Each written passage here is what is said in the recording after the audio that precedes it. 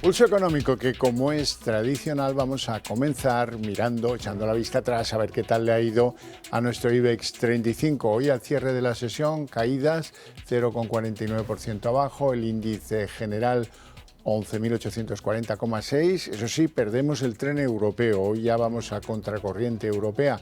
Los valores que se distinguen hoy por sus alzas en la bolsa: Puig, que sube 3,75, Solaria 2,81 arriba y Celnex 1,84 también arriba. Por contra, en el lado rojo, donde preponderan las manos vendedoras, la que peor en el día se muestra es Inditex, 2,53 abajo. En segundo lugar, CaixaBank, 2,40 abajo, y en tercer lugar, Acciona, 1,52 abajo. Y a continuación les voy a adelantar, a modo de titulares, lo que a mí me parece que va a ser lo mollar de la tertulia de análisis económico que sostenemos aquí cada tarde con los mejores expertos para que a ustedes no se les escape un detalle. Y en esa tertulia lo que vamos a ver es, pues en principio, la situación que se vive en Estados Unidos, porque, bueno, pues hemos visto cómo el IPC de ayer calmaba los ánimos, cómo todo suena a música celestial para la Fed, para el mercado, los inversores contentos y, en fin, pues buenos augurios para la era Trump que se inaugurará el próximo lunes. Y en el territorio español, la AIREF ha expresado sus previsiones. Dice que serán 2 décimas mejores en crecimientos del PIB para 2024 y 2025. Habla la AIREF del 3,1 para el año 24 y del 2,5 para este año 25, lo cual viene a coincidir y bastante con las previsiones que hace Carlos Cuerpo, el ministro de Economía. Ya sin más dilación, les presento a nuestros invitados hoy. Don Ignacio Bachiano, muy buenas tardes. Buenas tardes, Javier. Head of Distribution Leverage Shares. ¿Y todo bien este año? Todo en orden, hemos empezado bien el año. Pues mira, ya es algo. Don Juan Avellán, profesor Avellán, muy buenas tardes, profesor en el IEB. Buenas tardes, todo muy bien. A usted ya le he visto este año, sí, o sea, ya sé que le ha ido bien, ya sé que le va bien. La sesión de bolsa, el IBEX cede, parece que, en fin, pues aquí hemos pinchado, que hemos estado a punto de los 12.000 puntos, pero que al final no pudo ser. Ya, hemos pinchado, pues se ha castigado por banca, por CaixaBank principalmente, por Inditex, por Telefónica. El peso de los valores que han pinchado pues ha arrastrado el IBEX. Si bien comenzó en positivo, por contra destaca, por ejemplo, Puig, que además es significativo porque viene impulsado porque ha crecido el lujo en China, cosa que nadie apostaba por ello, pero es el impulso que le han dado de los últimos resultados. A ver si es algo que se mantiene o es simplemente un anuncio. Yo creo que seguimos en una senda alcista y esperemos que continúe así. A todo el lujo le ha ido bien en Europa hoy. Sí. Ignacio. Sí, claramente, como apuntabas, han sido los resultados de Richmond y ha aumpado a todo el sector de lujo. Creo que ha subido un 16% en la sesión, Louis Vuitton subió un 8%, es decir, todo el sector lo ha hecho muy bien. Y es cierto, como apuntaba Juan, el año pasado la economía china como que no repuntaba y demás, y eso había lastrado mucho al lujo. También es cierto que venían de unas valoraciones muy altas y hoy justamente nuestros valores, pues Puig lo ha cogido muy bien, puesto que se apunta a ese tren, ¿no? Bueno, pues nos vamos a Estados Unidos, ahí arrancamos hoy en serio porque reacciones después del IPC de ayer, que va a hacer la Fed con los tipos, pues ahora entramos ya en la era Trump, porque el lunes es festivo en bolsa, allí, bueno, ¿cómo veis la cosa? La subyacente pues también ha sorprendido, ¿y ahora qué? Se preguntan todos. Sí, fue el balón de oxígeno ayer al mercado, ese 3,2% de la subyacente y veníamos de un 3,3%, la verdad es que positivo y eso aupaba los índices. Estamos siempre con el debate si la Fed va a continuar bajando tipos, pero ya todo el mundo da por hecho que no va a bajarlos tan agresivamente como se esperaba. Ya incluso hoy se veían firmas diciendo que a lo mejor incluso suben durante el año o que realmente a lo mejor no los baja en esta reunión de la Fed del 29, con lo cual estamos en un escenario fundamental fundamental y crítico con esa inauguración de Trump el lunes día 20 de enero. Estamos a las puertas de Trump, como quien dice, efectivamente. Sin embargo, hay un entorno muy positivo en la renta variable en Estados Unidos. Estados Unidos va realmente bien. Los precios están controlados, la subyacente está bien, con lo cual... El empleo va como un tiro. El empleo va como un tiro. Parece como que, por un lado, como bien dices, dicen que no va a continuar la bajada de tipos de interés. Sin embargo, las cifras y las noticias parece como que sí pudiera. Es decir, estamos en ese ten con ten, como sí pero no, vamos a ver qué hace Trump, y una vez que haga Trump, pues ya tomaremos la decisión. Pocos presidentes llegan al cargo en una situación tan plácida o tan positiva como lo va a hacer en lo económico, ¿eh? Por supuesto, si acaso puede haber alguna duda sobre la gestión de la deuda, que como en cualquier país occidental es enorme. Y luego con un asunto, los bancos. Los bancos en Estados Unidos, esos sí que son beneficios y no los que tienen aquí. Algunos doblan. Bank of America o JP Morgan doblan tranquilamente y aquí, bueno, pues parece que no tenga final. Es que son muy grandes los bancos en Estados Unidos, y perdón por la ironía, pues sí. Pero a ver si conseguimos aquí bancos también grandes. Hombre, lo que han tenido los bancos es que lo que es el área de inversión y banca corporativa ha tirado pues bastante bien, una previsión de bajada de tipos de interés y han estado muy activos en esa banca de inversión, que es lo que realmente ha subido, sobre todo en los grandes y especialistas en esa banca de inversión, lo que ha tirado para arriba de esos resultados. Eso es lo principal para ellos. Sí, buenas perspectivas para el sector bancario, que ya venían haciéndolo bien. Justamente ayer fueron los de JP Morgan, como decías, espectaculares. Son 58.000 millones de beneficio en el año 2024, muy buen trimestre, cuarto trimestre. Hoy ha publicado Bank of America y aunque batía por 5 centavos los estimados, sin embargo estaba corrigiendo un mercado un 0,5. Es cierto que tiene menos banca de inversión que sí que tiene JP Morgan. Es cierto que el crédito se está ralentizando un poco, pero se espera un buen año de cara a 2025. Yo creo que el sector lo va a seguir haciendo bien y tirar del resto de la economía americana. Bueno, pues ¿y a España cómo le va a ir en la era Trump? Porque hay algunos que creen que es en Europa de los que va a sufrir más las decisiones de Trump. ¿Cómo lo veis, Ignacio? Pues aquí yo hablaría casi de dos sesgos, ¿no? Que a lo mejor el tema político a Trump le puede influir, pero lo que puede hacer Trump, que sobre todo se está hablando del tema aranceles, cuánto va a influir en los distintos países. España no es un país exportador de maquinaria como lo pueda ser Alemania o de otras industrias. Nuestro principal activo es el turismo y Trump a lo mejor puede hacer menos en ese campo, ¿no? Con lo cual sí que a lo mejor el tema político pudiera influir, pero a nivel de Europa otros países como Francia y Alemania, que son más exportadores, creo que lo van a pasar peor. Sí, efectivamente, a nosotros nos puede afectar como nos afectó los aranceles a la aceituna negra, que todavía están ahí. Nos puede afectar por ahí en la parte industrial. Nuestra industria, por desgracia, no se vería tanto afectada. Nos puede afectar en lo que es nuestro gasto en defensa, tener que incrementar el gasto en defensa de una forma considerable, pero ya ha dicho Sánchez que va a ser el freno y el referente en Europa y en el mundo contra estas políticas de armamento. Veremos a ver qué es lo que nos pasa al final. Bueno, por cierto, que una de las entidades citadas como exitosa en sus resultados, JP Morgan, dice que hay que comprar bonos de España y vender bonos de Alemania. Sí, leía la noticia cómo estaban recomendando eso y de hecho ya el diferencial con la deuda alemana de 90 puntos básicos se ha reducido en 70 puntos básicos y lo que estaban un poco diciendo es que pudiéramos llegar a 60 puntos básicos, ¿no? Como decía un poco, la economía a lo mejor española no sufre tanto como lo ha hecho la alemana, que lleva 2 años ya en retroceso. Justamente los datos del PIB eran 0,2% negativo en el año 2024 y nosotros estamos en ese 3,1%.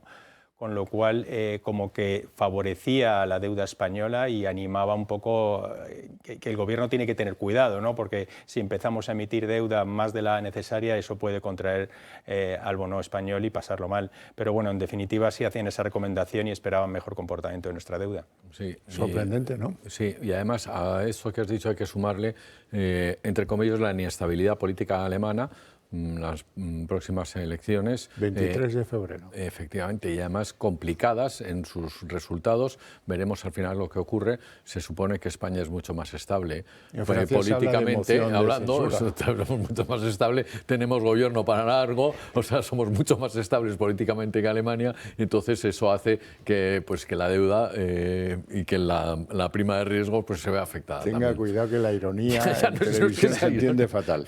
Bueno, estamos ya en territorio español, hay previsiones de crecimiento expresadas por la AIREF que mejoran en 2 décimas lo expresado hasta ahora.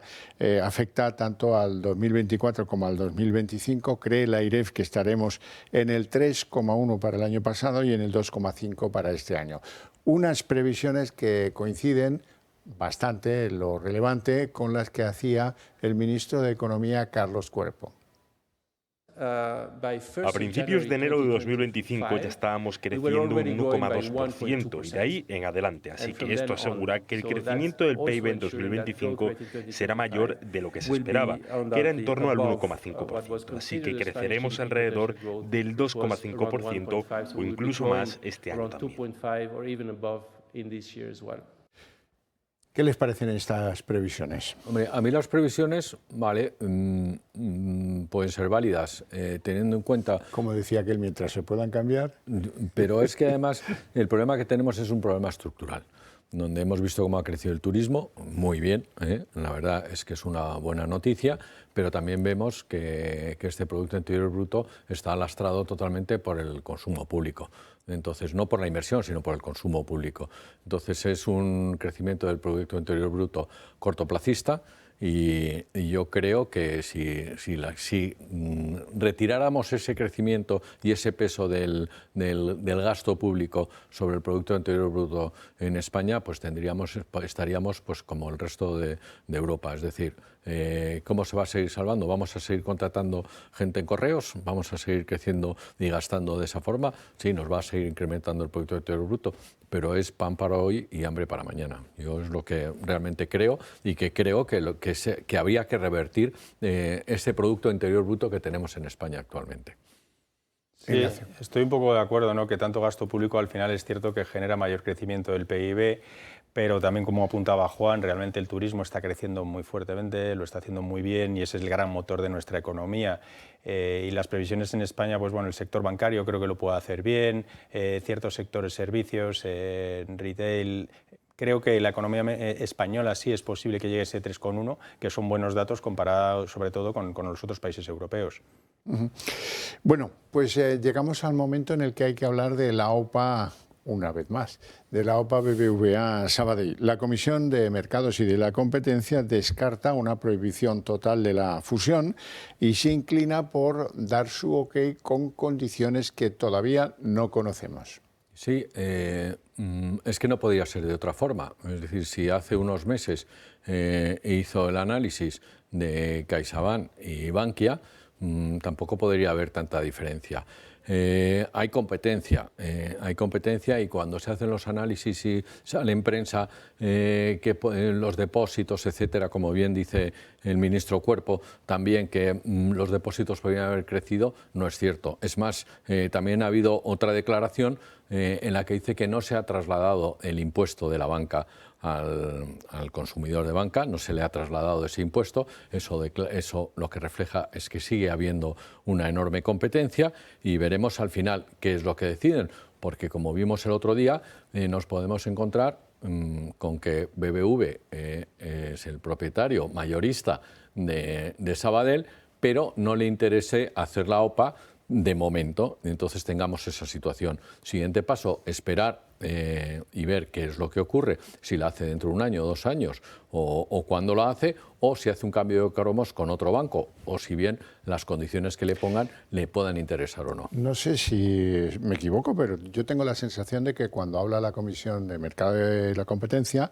de lo que las condiciones en las que está pensando es libérese usted de X peso en tal zona de España que es donde tiene una sobreexposición. Sí y no, porque también lo que dice es aquellas plazas en las que quede uno o dos competidores tiene que reforzarse, mantenerse para los clientes las condiciones que se tienen actualmente, es decir, si está BBV y Sabadell en una plaza y se queda uno solo, lo que hizo con CaixaBank y con Bankias es, durante un tiempo tiene usted que mantener las mismas condiciones que tiene, no le puede variar a los clientes al alza esos precios. Entonces, hay competencia, es decir, Santander, Bankinter, Unicaja, el resto de bancos están al acecho. O sea, son unas pymes pues muy queridas y muy deseadas por el resto de la banca. Es decir, competencia hay, nada más hay que ver cómo está el tema hipotecario. Es una competencia salvaje. En depósitos, pues ahora se ve que probablemente se incremente el payout de los bancos, o se va a intentar. ¿Por qué? Pues porque hay un exceso de recursos, hay un exceso de capital por parte de los bancos, y eso es lo que hizo que realmente no se pagaran por los depósitos como en el resto de Europa. Entonces, yo creo que la competencia sigue estando ahí y son necesarios bancos grandes. Entonces, nos hemos metido en una pelota política, que es lo malo cuando la política afecta a estas fusiones. Ignacio. Sí, totalmente de acuerdo con Juan. Realmente, si Europa y el mundo nos está animando a tener bancos más grandes, el limitar esas fusiones al final va a ir en detrimento de mucha economía española, ¿no? Es cierto que esas condiciones, a ver cuáles son y cómo se imponen. Yo creo que al final BBVA quiere llevarse el gato al agua y llevarse el Banco Sabadell, y creo que pasará por esas condiciones que pueda poner, pero es como recurrente la historia de Sabadell BBVA, puesto que todavía quedan meses para que la CNMC emita un veredicto y luego después entrará el Gobierno a opinar sobre el tema, si lo veta o no lo veta, con lo cual creo que nos queda mucho debate y mucho ir viendo los precios de Banco Sabadell comportándose en base a esa prima que puede ofrecer BBVA. El culebrón continúa. Vamos. Hablemos de CaixaBank, porque la entidad ha decidido ofrecer una recompra por valor de 1.250 millones de cocos. Eso habrá que empezar explicando qué son los cocos, ¿no? A ver, los cocos es una deuda permanente que se hace sin vencimiento, que utilizan, entre otras empresas, los bancos. Es permanente, pero tiene unas ventanas de liquidez. Que normalmente esas ventanas de liquidez los bancos las ejecutan. Es por tradición, salvo excepciones, porque el banco tenga muy buenos balances y se lo pueda permitir, pero normalmente siempre se ejecutan. Es decir, unos meses antes de esa ventana de liquidez, de esa deuda permanente, el banco hace la recompra. Aparte que cambian las condiciones una vez pasada la ventana de liquidez. Bueno, lo que ha hecho la Caixa es lo habitual, CaixaBank es lo habitual, es decir, va a tener un vencimiento dentro de 3-4 meses, anuncia que va a hacer la recompra, hace la recompra de esa deuda y vuelve a emitir nuevos cocos, nueva deuda permanente. Pero no le ha gustado mucho al mercado, porque es la segunda en caídas. Ya, pero sí, ha sido la más castigada, el término coco, ¿no? El contingente convertible. Y realmente es como lo explicaba Juan, ¿no? También le da la opción al banco en un momento determinado, o si baja unos ratios de balance, el que se puedan convertir en acciones ordinarias. La verdad es que estuvieron muy de moda con el tema de la adquisición de UBS, de Credit Suisse, y todos los inversores suelen ser inversores institucionales. Estos están al 5,25%.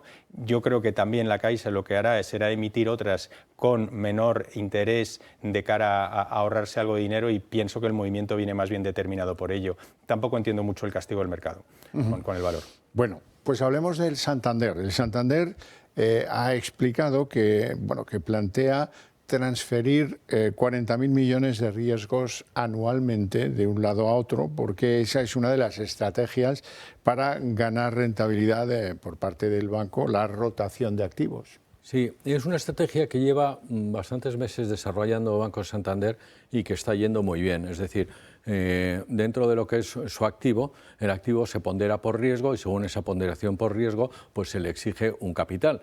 Entonces lo que hace es, voy a bajar el riesgo de estos activos, bien o sacando activos fuera o bien sintéticamente vendiendo ese riesgo, es decir, lo que voy a hacer es de mi activo, voy a venderlo, voy a transferirlo, voy a quitarle riesgo, lo que hago es reduzco esa parte de riesgo para que el total de mi activo al ponderarse sea menor y mis exigencias de capital sean menores, con lo cual puedo prestar más dinero, tengo más liquidez para estar más en mercado y realmente pues es una estrategia que le va muy bien y que lleva unos meses, bastantes meses haciéndola y que está yendo muy bien el Banco Santander. ¿Ese no quedarse quieto funciona? Bueno, Juan lo ha explicado muy bien. Santander anunció esto como en octubre y hablaba de esa rotación de sus activos, ¿no? Y poder cambiar el que te esté dando riesgo y tengas un poco de dudas por otros activos mejores y que no te suponga tanto retención de balance y con eso mejorar mucho el retorno en capital tangible del banco. Y es una estrategia que de hecho CaixaBank y otros bancos ya han dicho que también van a hacer para mejorar sobre todo ese retorno de capital tangible en el año, que está las previsiones de Santander en 17% y creo que CaixaBank en torno al 14% para este año. Es decir, si van aumentando eso van a aumentar sus beneficios. Bueno, hay que dar la bienvenida a la bolsa, por lo menos a Hotelbeds, que ofrecerá un payout del 20% en su salida a bolsa prevista para el próximo 12 de febrero. Sí, sale el 12 de febrero, aspira a una valoración entre 5.000 y 6.000 millones y destaca también que tiene el payout que tiene realmente destina a dividendos aproximadamente el 12%, es decir, es bastante poco, con lo cual es una inversión a largo plazo, entre comillas, pero con una visión de inversión, de estar ahí y una compañía pues, que esté dedicando solamente ese 12%, pues implica que tienen bastantes reinversiones. Veremos a ver lo que ocurre. Entre el 10 que se marca el precio, el 12 que salga a bolsa, pues veremos qué es lo que ocurre, el precio final. Sí, nos queda toda la fase educacional a los inversores, que van a ser sobre todo van a ser principalmente inversores institucionales, de cómo se produzca ese famoso roadshow con esos distintos inversores y viendo, digamos, la demanda que puedan llegar a tener, casi que le pongan un precio a eso, ¿no? Entre esos 5.000 o 6.000 millones que espera la compañía. Y también ver un poco, porque lo van a hacer de dos formas, una forma mixta de OPS, oferta pública de suscripción, que son acciones nuevas que van a emitir y con eso reducir la deuda, que es un poco su objetivo, y luego otra parte de OPV, oferta pública de venta de acciones normal y corriente, que eso será el papel de secundario que puedan repartir los dos grandes tenedores de la acción, ¿no? De la compañía ahora mismo, que es privada. Bueno, hemos hablado dos veces ya del papel del turismo en nuestra economía y deben saber que el PIB turístico ha crecido más del doble que la economía española y roza los 208.000 millones de euros. Sí, la verdad es que las cifras son espectaculares, 94 millones de turistas, que está muy bien, crece el crecimiento un 6,5%, más del doble que el resto de los sectores, que han crecido un 2,3%, con lo cual pues, tenemos un turismo realmente encauzado. Se espera para el 2025 ese crecimiento del 4%, con lo cual pues, es que el turismo es el motor de la economía española, que supone pues, el 26,1% del crecimiento. Sí, razón por la que mejor no hacer mudanzas, mejor no tocar cosas, dejen las cosas como están, que han funcionado muy bien este año. No vamos a impuestos de ecotasa nuevos, no vamos a fastidiar a los Airbnb reduciendo su posibilidad de alojar, porque si no se frustrará buena parte de la demanda que tenemos turística. Esos 94 millones que vienen tendrán que ir a vivir a algún sitio, ¿no? Si no, pues... Es tal cual, es tremendo porque es un 13,5% de nuestro PIB. Entonces es clave en nuestra economía y veíamos un poco esto justo que comentas de los Airbnb, ¿no? Han crecido un 17% esa oferta y mientras que los hoteles están creciendo creo que por debajo del 3%. Es decir, que no podemos liquidar ese sector de Airbnb puesto que está alojando a esos turistas que son fundamentales en nuestra economía. Lo que tendrán que hacer es más hoteles o más oferta, que se puede hacer, pero el limitar y el castigar a esos turistas, como lo hemos visto en ciertas ciudades españolas a las que se le ha castigado al turista que aparecía allí, es como tirarse piedras contra el propio tejado, ¿no? Pues no tenemos tiempo para más, lo dejamos aquí agradeciendo a estos señores su presencia en el programa y sus opiniones, y a ustedes su paciencia y su interés, pero para ustedes, a la vuelta de publicidad, arranca aquí la redacción abierta.